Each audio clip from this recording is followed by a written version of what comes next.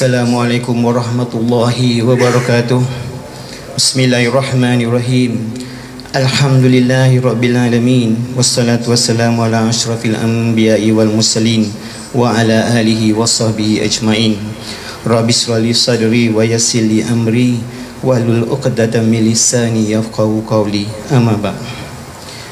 Yang berusaha saudara Saifuddin bin Mahmud selaku Timbalan Pengurusi Surau At-Thayyibah. Yang berbahagia Datuk Seri Dr. Zulkifli bin Muhammad Al-Bakri, mantan Menteri Agama di Jabatan Perdana Menteri, dan selaku jemputan penceramah khas pada malam ini. Yang dihormati Tuan-Tuan Imam, Tuan-Tuan Bilal, barisan jawatankuasa Surau At-Thayyibah serta muslimin dan muslimat yang dirahmati Allah.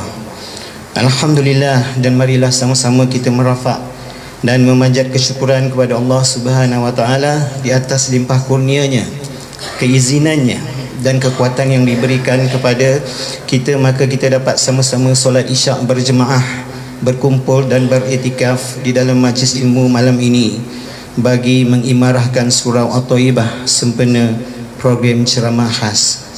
Sidang hadirin yang dirahmati Allah, majlis kita pada malam yang penuh barakah ini akan diteruskan dengan acara kemuncak, iaitu penyampaian ceramah bertajuk Kurban, Jalan Mendekatkan Diri kepada Allah.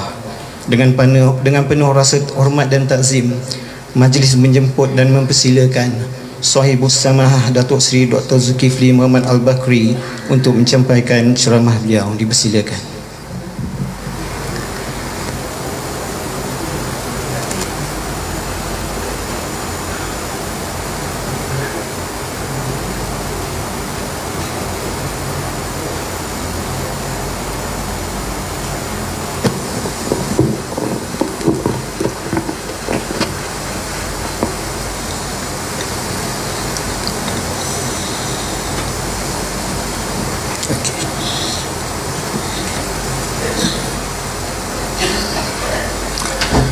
Assalamualaikum warahmatullahi wabarakatuh.